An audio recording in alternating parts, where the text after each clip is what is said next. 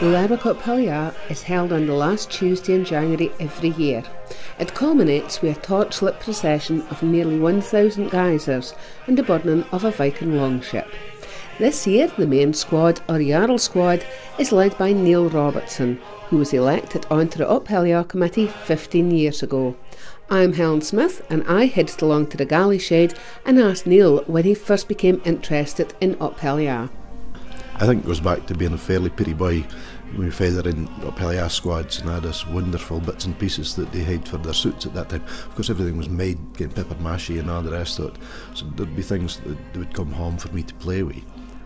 And at what point did you get involved with Up Helly Aa yourself? What inspired you to join the committee? Well, the first time I was out in Up Helly Aa was in 1971. I was 9 years old. I got out with Helen Anderson. He was the Jarl that year. And I just thought Helen Anderson was the most wonderful person in the world. So we're in the Galley Shed at the moment and the boys are downstairs working on the galley and working on the finishing touches. The galley, it's kept secret and the suit is kept secret until the actual day. But can you give me any kind of sneaky information? Sneaky information. There was a big Norski boat in this summer, a longship that broke its mast. Mm-hmm. Yep. I really like it the way that looked. Oh, did you? Yeah. Okay, that's good to kind. Now, at what point did you start researching the saga and start looking at ideas for suits? Right at the beginning, when you're on the committee, you have thoughts, oh, I'd love to do something like that, and I never really am one for keeping sketches and anything like that. They're likely somewhere, but I wouldn't have kind where to find them.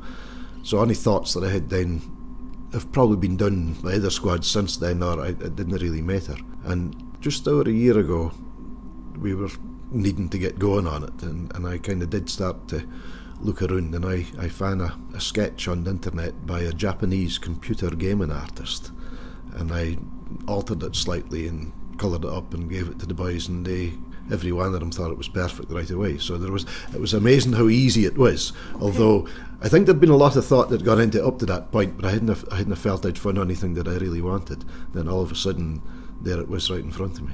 And can you take me through Up Helly Aa Day itself? How early does it start for you? Well, I think our breakfast meeting, I think, is about 7:30, so I'm probably looking at about 5:30 and shower and decide on whether I'm going to go out that day or no, because if the weather's bad, I'm just staying in bed.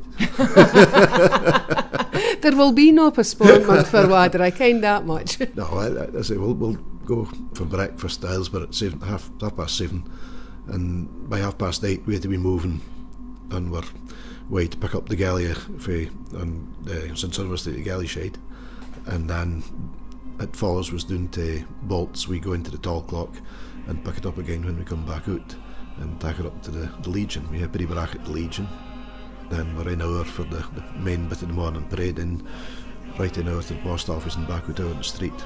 Now, there's been in the Jarl squad before, so there's been involved with that, but how does you think it's going to feel standing in that galley in the middle of all that Guizers? Is it something that you can even imagine? Right, there's probably two ways to look at it. Standing in the middle of the Guizer, so as they're going round in the park, is going to feel pretty special, like I can imagine that. And the tears will be running out my eyes, at least with the reek, if not the emotion. But we're changed the route a pretty bit this year. Last year we had shortened it due to the weather, and we're keeping it that shorter version now. We're going to continue up St Olaf Street and down Prince Alfred Street. We're going to come out at Union Street. And I'm really delighted about that, because your corner as you turn for St Olaf Street onto Prince Alfred Street, it's really difficult for the Jarl to keep his feet and head on when he's in the back of the galley. So that was one of the things that I was concerned about. That's something I never even considered before. And then of course after the procession, then there's a whole night partying. Can you remind me, how many halls is there in Lerwick now? There's 11 halls. The TA had a problem this year. They had to shift, having 1 year in the Balls Hall at Clackaman, but it still means there's 11 halls. The route that we go round the halls is going to be very similar, but the Jarl squad of course goes round in the opposite direction to every other squad, and there's always a bit of where's the Jarl squad starting it, because no squad really wants to start at the same place as the Jarl squad. But as for where we're starting, that's another story.